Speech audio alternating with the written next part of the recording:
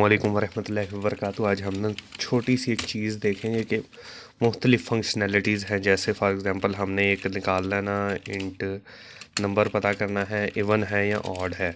इसमें मैं इनपुट ले लूँगा नंबर और किस वेरिएबल में लेनी है, नम वेरिएबल में लेनी है। अब मैं चेक करूँगा कि ये इवन है या ऑड है। उसके लिए मैं कर दूँगा नम मॉड 2 इज़ इक्वल टू 0, तो उस केस में वो इवन है, अदरवाइज़ वो ऑड है। नंबर इज़ इवन, ये टिल्डा को हम यहाँ से रिमूव कर लेंगे। उसके बाद एल्स केस में हम इसी सेम को छाप देंगे। इधर से हमने इसे कर दिया ऑड। अब ये तो हो गया, हमने सिंगल चेक करना है कि सिंगल इवन है या ऑड है। इसे एक बार हम एग्जीक्यूट करके भी देख लेते हैं। इसे हमने एक दफ़ा रन किया फॉर एग्ज़ाम्पल, हमने अब इधर कोई भी वैल्यू दे देते हैं, 78 दे दी, इज़ अ इवन नंबर। इसके मुकाबले में हमने 67 दे दी, is a odd number. Number is odd, grammatical mistakes को नहीं हमने देखना, फुल स्टॉप नहीं लगा। इसमें हम ये भी कर सकते हैं कि साथ इस तरह करके नाम भी दे सकते हैं। उससे ये होगा कि पता चल जाएगा कि इस नंबर का जिक्र कर रहे हैं, बट वो इतना लंबा कोड नहीं है, दैट्स वाई वो देने की ज़रूरत कोई नहीं है। दैट्स वाई हम इसे रिमूव कर देंगे। अब ये है, ये तो हुआ ना, हमने एक दफ़ा चेक किया। अब मैं चाहता हूँ कि मल्टीपल दफ़ा चेक करूँ कि ये नंबर इवन है या ऑड है। ओके, उसके लिए क्या किया जा सकता है? एक तो सिंपल ये तरीका है ना, इस कोड को मैं 3 दफ़ा पेस्ट कर दूँ, इसे फिर मैं रन करूँगा, सेव करके रन करूँगा। इफ़ कंडीशन क्या रोला है? अच्छा जी, एंटर नंबर, सी आउट, क्या तकलीफ़ है इधर? रन करें, क्या इशू आ रहा है उसे? अच्छा, कोई अजीब सा इशू था। अच्छा, सबसे पहले मैं देता हूँ 12 कहता है वो एक इवन नंबर है। फिर वो नेक्स्ट लाइन पे सेम उस तरह कोड आ गया। मैं कहता हूँ 45 एक ऑड नंबर है, फिर एक और हो गया 78। अब इस तरह करने में ये नुकसान है, देखें कितना क्लटर्ड हो गया कोड, इतना ज़्यादा क्लटर हो गया। इसके लिए हम simply block of codes use कर सकते हैं, सिंपल जैसे फंक्शंस यूज़ कर सकते हैं। इधर से अगर मैं पहले कोड तक आ जाऊँ, बस इधर तक फंक्शंस यूज़ कर सकते हैं। सिंपल फंक्शन में मैं चाहता हूँ कि ये कोड सारा ना एक ब्लॉक बन जाए, उसे बस एक मैं कहता हूँ नंबर दूँ, वो नंबर बता दे कि मैंने ऑड है। उसके लिए सिंपल फंक्शन को लिखने के 2 तरीके होते हैं। एक, सबसे पहले आती है फंक्शन की रिटर्न टाइप।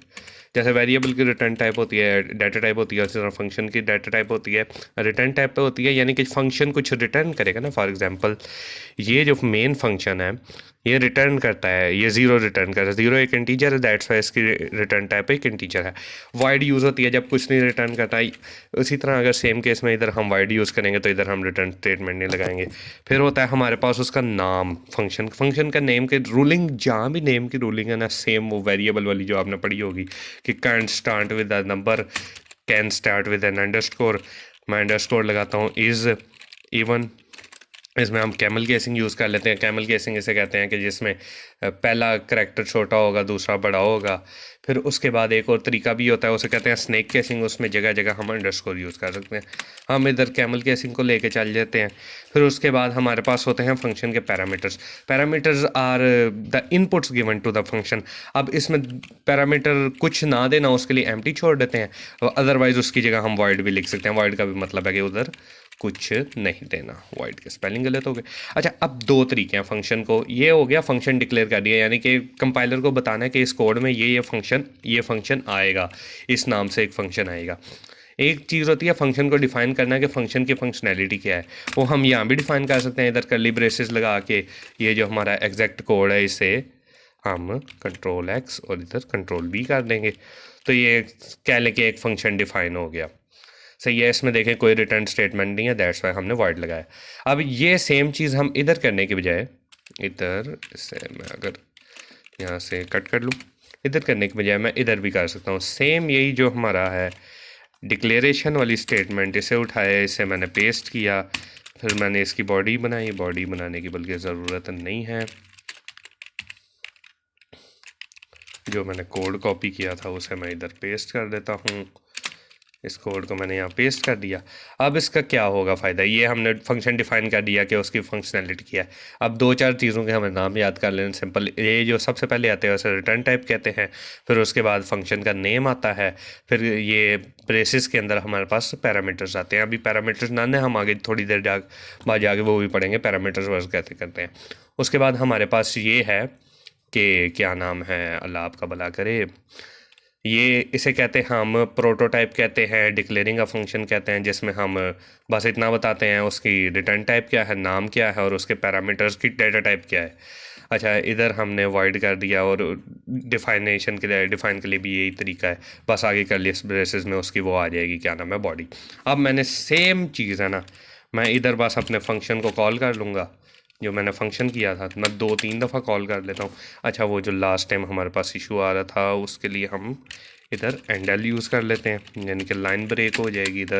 इधर भी एंडल यूज़ कर लेते हैं, एंड एल। अच्छा, सिंपल इधर मैंने एंडल यूज़ कर लिया, इसे मैंने सेव किया और अब मैं इसे रन कर। सबसे पहले जो नंबर है हम 12 दे देते हैं, 12 इज़ एन इवन नंबर, फिर मैंने 13 दे दिया, 13 इज़ ऑड, फिर मैंने 18 दे दिया, 18 इज़ एन इवन। अब इस केस में ये हो रहा है कि सारी जो एग्जीक्यूशन है ना फंक्शन में हो रही है, बट मैं ये नहीं चाहता। मैं चाहता हूँ कि जो है नंबर मैं यूज़र फंक्शन को दूँ और फिर वो बताए कि नंबर इवन है ऑड। उसका भी सिंपल तरीका है, ये जो हमने वैसे कोड छापना नहीं चाहिए, मैं आपको पर्सनल एक्सपीरियंस से बता रहा हूँ, जितनी मैंने ज़िंदगी में लर्निंग की है ना, कोड छाप के जब तक किया कुछ नहीं बनता इंसान से। उसमें इंसान मुख्तलिफ ट्राई करे ना, उसमें ये होता है कि इंसान से ना मुख्तलिफ चीज़ें इंसान सीख लेता है, बड़े एरर आएंगे उससे बड़ा इजीली इंसान सीख लेता है एरर्स। अच्छा, अब मैं चाहता हूँ कि मैं इसे नंबर दूँ और वो बताए वो इवन है या ऑड है। उसके लिए सिंपल हम प्रोटोटाइप में इतनी चेंजिंग करेंगे कि मैं उसे बताऊँगा जो तुझे में पैरामीटर मिलेगा, एक पैरामीटर वो इंटीजर होगा, सही है, ठीक है। फिर इसके बाद मैं इधर कोई भी इसे नंबर दे देता हूँ, फॉर एग्जांपल 89 दे देता हूँ। कॉल, इसे फंक्शन कॉलिंग कहते हैं, इसमें नाम लिखते हैं और फिर पैरामीटर्स और भी तरीके से दिए जा सकते हैं। फिर इधर मैंने उसे बताना है कि जो तुम्हें पैरामीटर मिलेगा वो इंटीजर है और उसका फंक्शन में नाम क्या यूज़ होगा, यानी कि किस नाम से हम उसे रेफ़र करेंगे एक फंक्शन के अंदर। उसके लिए हमने इसे रिमूव कर देना है। ओके, अब ये हमारे पास फंक्शन में इधर हमने बता दिया है, आपके पास एक पैरामीटर आएगा जिसके आपने नाम से डील करना है। तो देखें कलर का भी डिफरेंस है, थोड़ा पर्पल सा होगा जो है ना, हमारा पैरामीटर का कलर का थोड़ा डिफरेंस है, तो उससे वो पता चल जाएगा जो वहाँ से इनपुट आएगी मैंने उसे इस तरह प्रोसेस करना है। अब अभी भी यहाँ रिटर्न टाइप वाइड है, उसका मैं आपको रीज़न बताता हूँ, क्योंकि जब भी कोई भी रिजल्ट होगा उसमें इसने प्रिंट करना है। अब ये मैं आपको रन करके एक बार दिखा देता हूँ। हमने उधर 89 इनपुट किया था, ओह सॉरी, इससे मैं एग्जीक्यूशन बंद करूँ, इसमें हमने ये इनपुट स्टेटमेंट ख़त्म नहीं की, इसके लिए मैं अपॉलॉजीज़। इसे मैं सेव करूँगा और अब फिर रन करूँगा। 89 इज़ एन ऑड नंबर आ गया।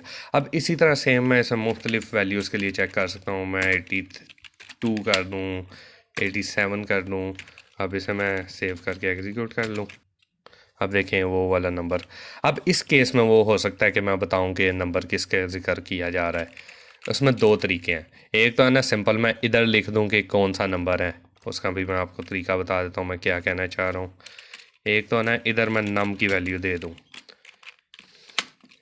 और इधर मुझे स्पेसिस देनी पड़ेगी। एग्जीक्यूशन उसमें भी सही होगी, मसला उसमें कोई नहीं है। 80 नंबर इज़ ऑड, नंबर फिर लिखने की ज़रूरत ही कोई नहीं है उसमें ना, ये भी चीज़ है। अब मैं उसके मुख्तलिफ तरीक़ों को हम देख रहे हैं, ज़्यादा लंबी हो जाएगी वीडियो, बस मैं आपको बता दूँ क्या हो रहा है। ये ऑड है। अच्छा, एक और तरीका है, इंस्टेड के हम इधर यूज़ करें, हम इसके कंपैरेटिवली इसे यूँ करते हैं कि इधर से मिटा दिया, इधर मैं एक सी आउट स्टेटमेंट यूज़ करूँगा, उसमें नम दे दूँगा।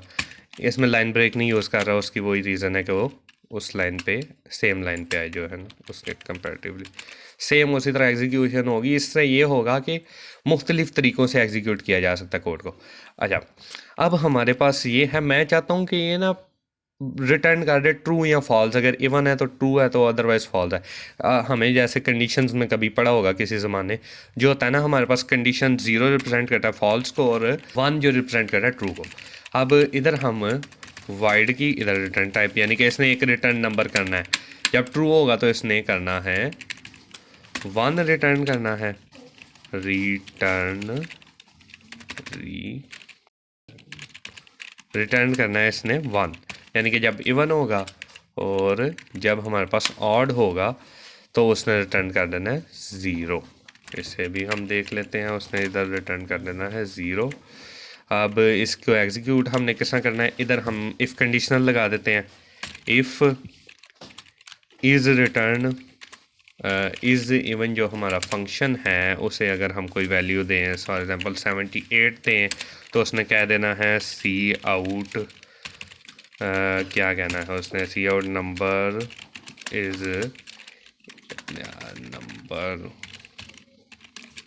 Is even. ओके, फिर इसके कंपैरेटिव में एल्स केस में उसने कह देना ऑड, एल्स केस में उसने कह देना नंबर इज़ ऑड। नंबर के स्पेलिंग हमारे पास इधर गलत है नंबर, लेकिन देखें एक क्या लेंगे, एंट्री लेवल आईडी यूज़ करने का ये फ़ायदा है। एंट्री लेवल तो नहीं, बड़े प्रोफेशनली भी यूज़ किया जाता है VS code, but visual studios के मुकाबले फिर भी बेहतर है, डेव से तो सारी बेहतर है। अब देखें उसने ये 78 क्यों प्रिंट किया है, ओह अच्छा इधर 78 हम प्रिंट कर रहे थे, दैट्स वाई उसने प्रिंट किया। ओके अच्छा, उसने अब फिर बता दिया नंबर इवन है, उसकी वजह अब क्या हुई, इससे सबसे पहले हमने 78 वैल्यू दी, वो 78 इधर जाके नंबर फंक्शन के पास गई, फंक्शन में उसने नंबर का नाम दे दिया गया, उसने नंबर के ऊपर चेक किया, ऑपरेशन परफॉर्म करके नंबर की जगह 78 हम कंसिडर करें, 78 mod 2 कुछ भी रिमाइंडर नहीं बचता, 0 बचता, दैट्स वाई वो 1 रिटर्न करने का, 1 रिप्रेजेंट करता है ट्रू को। जब हमने इफ़ कंडीशन के अंदर कोई भी नॉन ज़ीरो वैल्यू दें तो वो उसे ट्रू कंसिडर करता है, इधर 1 की जगह मैं 100 भी देता तो वो ट्रू कंसिडर की जाती। अच्छा एक और आपको चीज़ दिखाएं, ये भी मैं 1 की जगह देता ना एक एम्प्टी स्पेस, तो उसने फिर भी वही 1 बताना था। अब इसके कंपैरेटिवली मैं इधर 0 दे देता, 0 करैक्टर दे देता। 0 करैक्टर दरअसल इसके, ये देखिए अभी एग्जीक्यूशन उसने इवन का है। 0 करैक्टर में इस तरह सीन होता है कि 0 करैक्टर खुद इटसेल्फ एक 0 वैल्यू है, बट उसकी जो आस्की कोड है ना वो 48 है, सही है, दैट्स वाई वो एक नॉन ज़ीरो वैल्यू उस तरह कंसिडर की जाती है। अच्छा इधर हमने ये देख लिया कि वो क्योंकि रिटर्न टाइप इंट है तो दैट्स वाई आस्की कोड में कन्वर्ट कर, ये हमने देख लिया कि हमने एक पैरामीटर दिया फंक्शन को, उसने फिर हमें रिटर्न कर दी मुख्तलिफ चीज़। अच्छा एक फंक्शन में एक और चीज़ मैं आपको बताना चाहूँगा, इसको हम मिटा देते हैं, रिटर्न 0 बल्कि रहने देते हैं हम। एक फंक्शन में मैं एक से ज़्यादा कह लें कि रिटर्न स्टेटमेंट नहीं लिखूँगा, ये लिखी हुई है, इसकी भी मैं आपको रीज़न बताता हूँ। द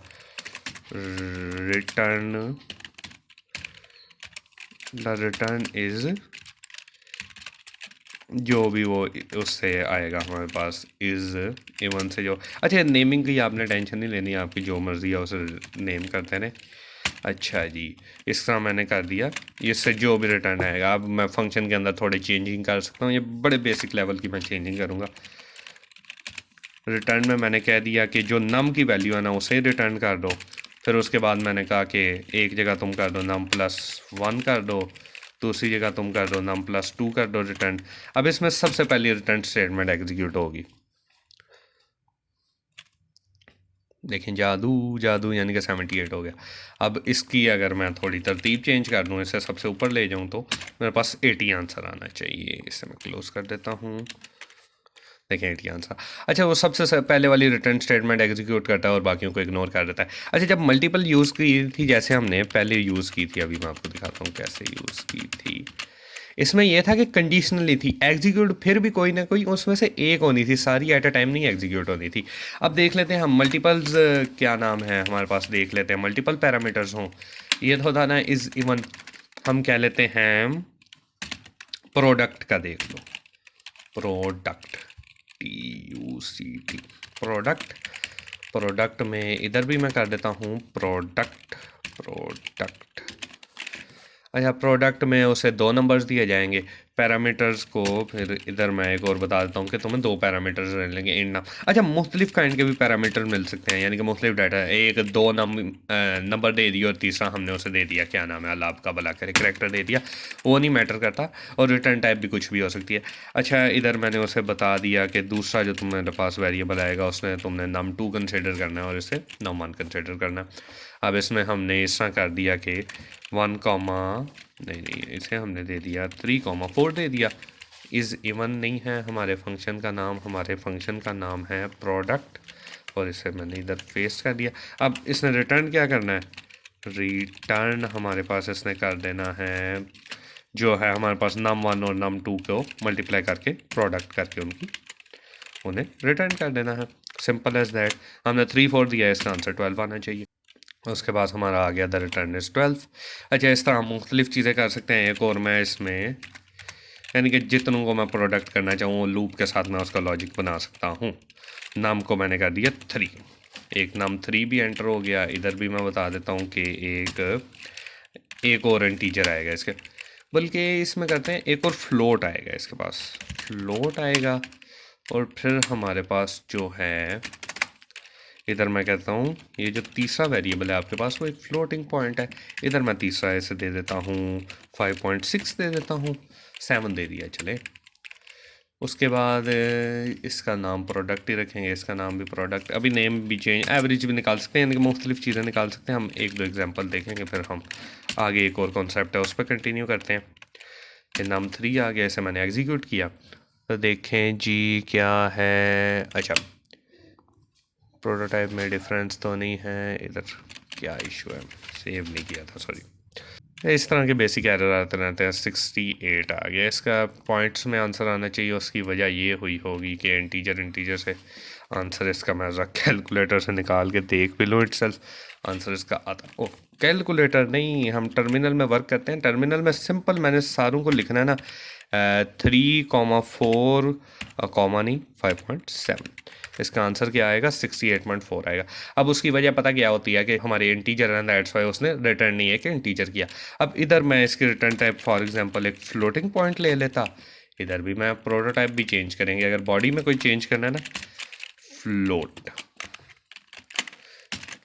अच्छा देखें जी, 68 वो आ गया आंसर का, रिटर्न इज 68.4। अब इस तरह मुख्तलिफ चीज़ें हो सकती है, मैं मुख्तलिफ ले सकता हूँ। अब इसमें ये है कि कोई भी हम जैसे हम टेबल वाला कोड बनाते हैं वो बना के देख लेते हैं, उसमें रिटर्न टाइम वॉइड ही लगेगी। इसे हम यहाँ से मिटा लेते हैं, इसे भी हम यहाँ से मिटा लेते हैं। इधर हम एक नया वेरिएबल बनाते हैं वॉइड, जो हमारे पास क्रिएट करे एक टेबल। टेबल भी किस तरह क्रिएट करे कि उसे एक हम इंटीजर नंबर दे दें। और फिर इधर भी मैं इसकी नज़र बॉडी बना लूँ आपके पास सामने वाइड। अच्छा, फिर इसका नाम है टेबल। अब इसमें मैंने, अच्छा ये जो नाम है इसका भी आगे एक कॉन्सेप्ट है, वो मैं आपको बताता हूँ। ये नाम जो है इसकी जो है, बल्कि अभी आगे बताते हैं, अभी नहीं बताना है, हमें कंफ्यूज हो जाएंगे। अच्छा, टेबल हम मोस्टली हम किधर तक लेके जाएंगे, इंट आई कर दिया, हम किधर तक लेके जाएंगे, 10 तक ही लेके जाएंगे। इसे लेस देन इक्वल टू हो जाएगा और स्टार्टिंग इसकी 1 से होगी। और फिर हमने उसका कोड एग्जीक्यूट करना है, इसके बगैर ही हो जाएगा। सी आउट, सबसे पहले हमारे पास क्या आ जाएगा, सबसे पहले हमारे पास आई आ जाएगा, फिर हमारे पास एक्स का सिंबल आ जाएगा, फिर उसके बाद क्या आ जाएगा, हमारे पास नम आगे जाएगा, फिर हमारे पास इक्वल टू आ जाएगा, इक्वल टू आ जाएगा। फिर उसके बाद हमारे पास अल्लाह आपका भला करे क्या आता है लास्ट पे, जो यानी कि नंबर मल्टीप्लाई होगा वो आ जाएगा। ओके, अब इसके एंड पे यानी कि सेम लाइन पे नहीं जा रहे, इसलिए दैट्स वो डिफरेंट लाइंस पे आ जाएगा। इसे हमने इस तरह एग्जीक्यूट कर दिया। अब इधर हम ये करते हैं कि जो हमने सी आउट लगाया था इसके कंपैरेटिवली इधर हम सी आउट की बजाय बस टेबल फंक्शन को कॉल करेंगे। अच्छा, जो हम खुद फंक्शन बनाते हैं उसके नेमिंग हमारे पे डिपेंड करती है, बट उसमें ये वेरिएबल नेमिंग रूल वाले यानी कि किसी कीवर्ड के ऊपर फंक्शन, यानी कि सी आउट सीन के नाम का आप फंक्शन नहीं बना सकते। इधर मैं फॉर एग्जाम्पल 5 दे देता हूँ, फिर उसके बाद एक एंड लाइन देता हूँ मैं, एंड एल एक दफ़ा आएगा इन्हें। ओके सॉरी 2 अभी करके देख लेते हैं, मल्टीपल के लिए भी वर्क करेगा। मैंने इसका एग्जीक्यूट ओके, ये उसने एक दफ़ा उसका दे दिया 5 का और एक दफ़ा 4 का दे दिया। इधर हम ऊपर भी लिख सकते हैं वो यार प्रिंटिंग द टेबल द, इधर मैं लिख के भी आपको दिखा देता हूँ, सी आउट टेबल ऑफ, क्या है टेबल ऑफ, टेबल ऑफ नम, यानी कि जो वेरिएबल बेस्ड डाटा है हमारे पास। अच्छा, कोई इशू तो नहीं है, इसे हम रन करेंगे, सेम उसी तरह रन होगा बस। बस ऊपर वो लिखे आ गया कि अच्छा इसके आगे एंड लाइन भी लगाना, सॉरी वो एंड लाइन में लगाना भूल गया। इस हम बेसिक से हमारे पास लॉजिकल एरर्स आ जाते हैं, उसे बंदा टैकल करता रहता है साथ साथ, तो इतना इशू कोई नहीं है। इसी तरह इंसान सीखता है। ये आ गया था टेबल ऑफ 4, 2 एंड लाइन भी लगा सकते हैं। एस्थेटिक बनाने के लिए बहुत कुछ किया जा सकता है। अच्छा, अब अभी तक हम दे रहे थे फंक्शन को एज एन वैल्यू नंबर दे रहे, अब मैं चाहता हूँ कि मैं वेरिएबल दूँ फंक्शन को। फॉर एग्जांपल इधर मैं लूप चला लेता हूँ एक, फॉर एग्जांपल एक एग्जाम्पल केस कोई भी हम देख सकते हैं। इधर मैंने इसे इंट कर दिया, फिर आई प्लस प्लस, इधर नहीं, इधर मैं चाहता हूँ कि 1 से लेकर 10 के दरमियान जो भी टेबल हैं वो सारे डिस्प्ले हों, और इसे हम 1 से स्टार्ट कर लेंगे, 2 से ऐसा ज़रूरत नहीं है स्टार्ट करने की। इसे मैं इधर से ऐसे मिटा लेता हूँ और इधर फिर यहाँ आ जाएगा, हमारे पास आई आ जाएगा। यानी कि जो उस वक्त आई की वैल्यू होगी वो हमारे पास टेबल के पास सेंड हो जाएगी, वो सारा प्रिंट करेगा, दैट्स वाई तो चलता रहेगा। अब इसे मैं कर लेता हूँ एग्जीक्यूट। अब देखें उसने सारे हमारे पास टेबल प्रिंट कर दिया। एंड लाइन हमने नहीं यूज़ किया, वैसे असूलन इधर एंड लाइन यूज़ कर लेते तो ज़्यादा बेटर था। इधर एक मैं सी आउट एंड लाइन यूज़ कर लेता हूँ, एंड एल, ये स्टैंडर्ड नेम स्पेस के अंदर आती है जो फंक्शनैलिटी है ना एंड लाइन की, कैंसिल। जैसे मेरा इट इज़ उसी तरह होगा, बस वो स्पेसिस आ जाएंगे दरमियान में थोड़ा एस्थेटिक बनाने के लिए, अदरवाइज़ उसका इतना एज सच नीड नहीं है। अब वो प्लेसमेंट भी बड़ी चेंज की जा सकती है चीज़ों की। अभी हमने लॉजिकल एंड पे चीज़ों को देखना है, ऐसा हम वेरिएबल बेस्ड डाटा भी दे सकते हैं। अब एक सवाल आना चाहिए, अब एक सवाल है, इधर मैं नाम दूंगा, इसका भी नाम रखते हैं, इसका भी नाम रखते हैं, और इसका भी नाम रखते हैं।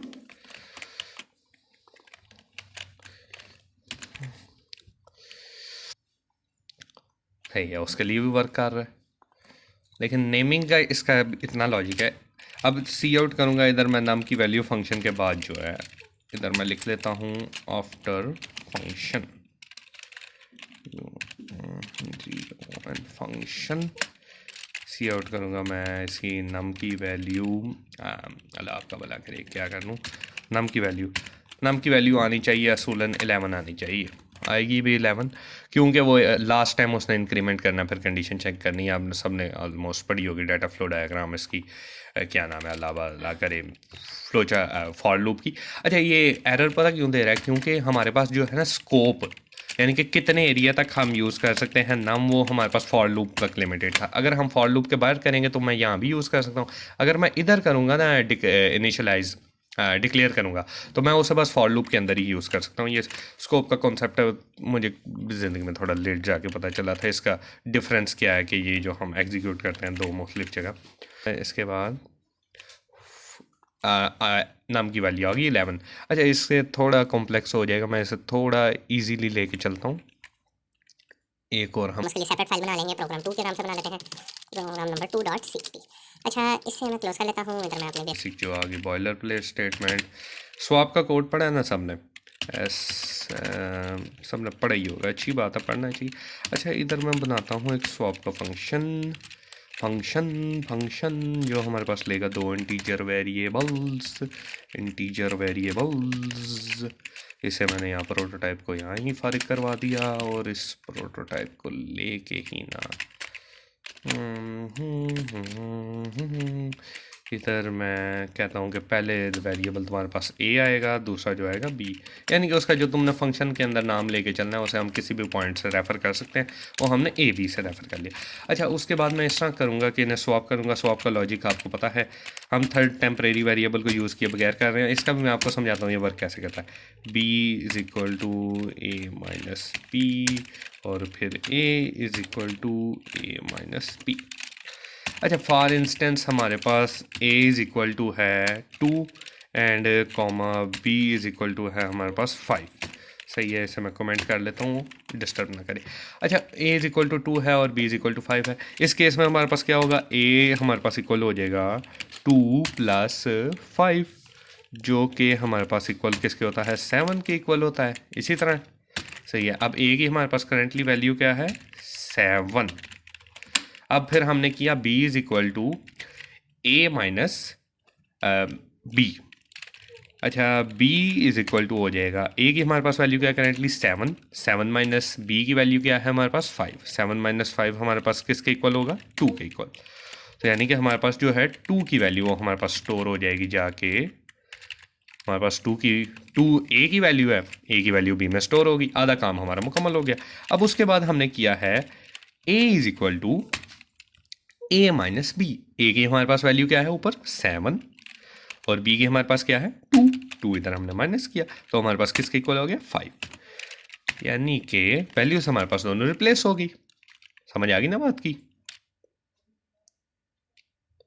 अच्छा, अब इधर मैं करता हूँ, एक मैं सी आउट लगाता हूँ इन फंक्शन, सी आउट का मतलब होता है कंसोल आउटपुट, किसी को अगर ना बताऊँ। अच्छा, इन फंक्शन फंक्शन के अंदर जो है हमारे पास, उसके बाद इधर लाइन लगा देना, सॉरी।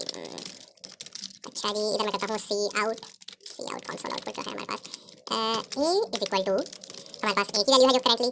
अच्छा जी, फिर हमारे पास जो है बी की मैं वैल्यू प्रिंट कर लूँगा, बी इधर भी स्पेस आ गई, इधर भी आ गई, इधर भी आ गई, इधर भी आ गई। अच्छा, फिर मैं बी की वैल्यू प्रिंट कर दूँगा।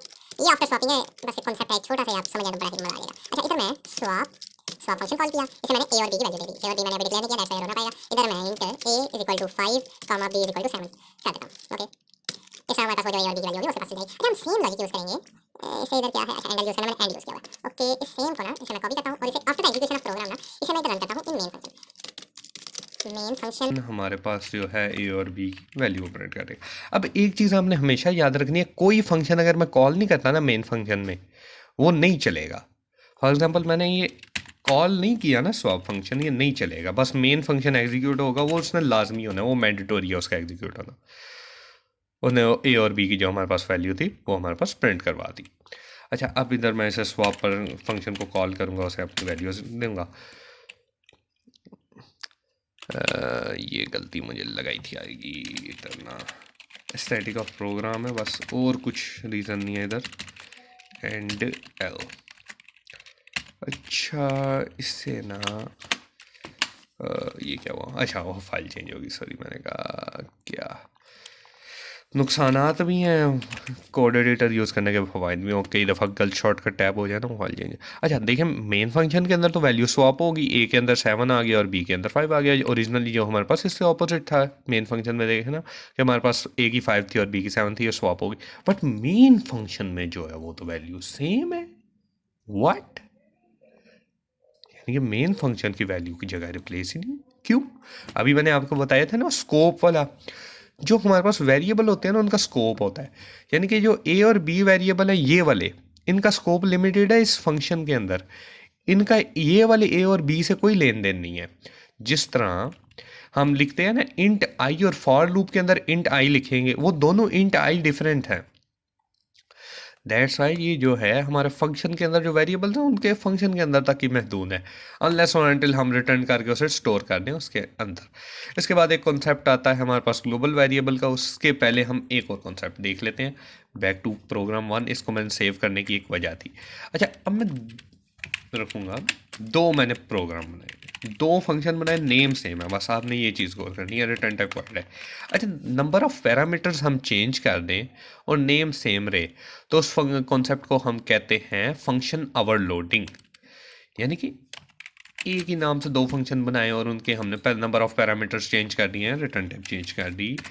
इसे मैं कर देता हूँ स्टार्ट और दूसरे को मैं कर देता हूँ इंट एंड। अच्छा, एक आपके सामने अभी जादू करूँगा, बस डरना नहीं है किसी ने, मैं उसे सिंपली एग्जीक्यूट भी कर सकता था, बट मैंने कहा जादू से करके दिखाते हैं आपको। अच्छा जी, इसके अंदर से मैंने ये कोड हटाया, मैंने ये कोड उठाया, ये चेक करें ये वाला कोड, इसे मैंने इधर से कंट्रोल एक्स किया, इसे मैंने यहाँ मिटा दिया। इधर नम की जगह मैं आई यूज़ करूँगा। वो बेसिक को थोड़े ना कुछ चीज़ें हैं, जैसे प्रोग्राम के स्टार्ट पे हेलो वर्ल्ड लिखते हैं, वो भी एक चीज़ है, और उसके बाद मुख्तलिफ ऐसा चीज़ें हैं कि कुछ चीज़ें ना वो नॉर्म सी बन गई हुई हैं, इसे मैं बार बार आई की वैल्यू दे दूँगा। अब मैं फंक्शन के अंदर फंक्शन कॉल कर दिया, ये क्या कर दिया। अच्छा, इसमें सिंपली मैं ये भी कर सकता था, ये जो लाइन ऑफ कोड लिखा हुआ है ना, इसे कॉपी पेस्ट करके उधर लिख दूँ। फंक्शन का मेन पर्पज़ ये है कि बार बार आपको सेम सेट ऑफ कोड ना लिखना पड़े, दैट्स वाई। अब स्टार्ट इसने कहाँ से करना है कि हमारा जो स्टार्ट वेरिएबल है उससे स्टार्ट करना है, फॉर लूप के लॉजिक है। अब इसको मैं समझाने की नौबत ना ही पड़े तो ज़िंदगी में मैं कहता हूँ अच्छी बात है। पुरानी वीडियोस आपको नहीं मिलेंगी मेरे चैनल पर, मैंने क्योंकि कभी समझाया नहीं है, ज़रूरत पड़ गई थी बस। अच्छा देखिए, अब मैं जो भी उसे फंक्शन को वैल्यू दूंगा, आफ्टर फंक्शन नाम इसे भी हम, अब इधर मैं दो किस्म आपको एग्जीक्यूट करके दिखाऊंगा। इधर सबसे पहले हम एग्जीक्यूट करेंगे टेबल इंट वाले को, यानी कि सिंपल जिसमें टेबल है। इसे मैं एज ए स्ट्रिंग में इनपुट करूंगा, यानी कि लॉग है। अच्छा, लॉग वर्ड मैंने, अच्छा मैं अजीब से वर्ड यूज़ कर रहा हूँ आपको ना।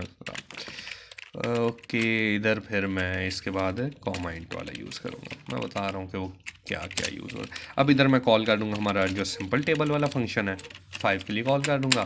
फिर जो दूसरा है मेरा टेबल वाला, वो 5 से 10 के लिए कॉल कर दूँगा। टेबल 5 से 10 के लिए कॉल कर दूँगा, और इधर मेरा सेमी कॉलन आ गया। रिटर्न टाइप का कोई इशू तो नहीं। हाँ, इसे मैंने रन किया, एग्जीक्यूट किया, और हमारे पास क्या हुआ। सबसे पहले देखें, हमारे पास जो था ना सादे इंट वाला, उसने हमारे पास 5 का टेबल कर दिया। फिर जो डबल वाला था उसने हमारे पास वो कर दिया। इस कॉन्सेप्ट को कहते हैं फंक्शन ओवरलोडिंग। अच्छा, इसमें मुख्तलिफ भी चीज़ें की जा सकती है, हमारे रिटर्न टाइप चेक कर, तो बहुत से चीज़ों, यानी कि वो डिफर कर रहा है ना, दैट्स। अच्छा, इस कोड को आप छापना चाहते हैं छाप दो, मैं शेयर करना नहीं पसंद करता है, गूगल लेंस में डाले हुए चुप करेगा।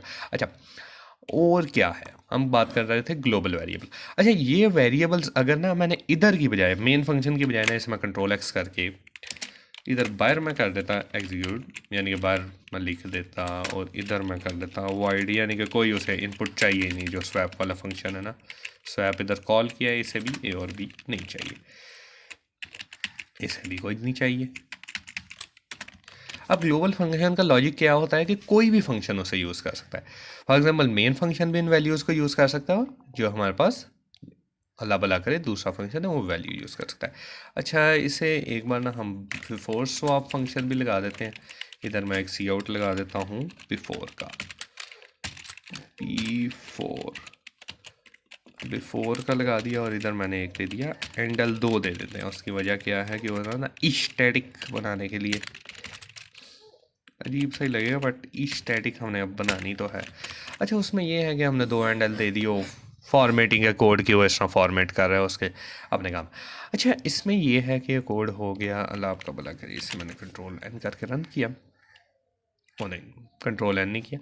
अच्छा देखें, जो स्वैपिंग की वैल्यू थी 5 और 7 थी, जो ग्लोबल वेरिएबल्स की, इन फंक्शन के अंदर भी 7 और 5 थी, और जो मेन फंक्शन के अंदर थी उधर भी 7 और 5 थी।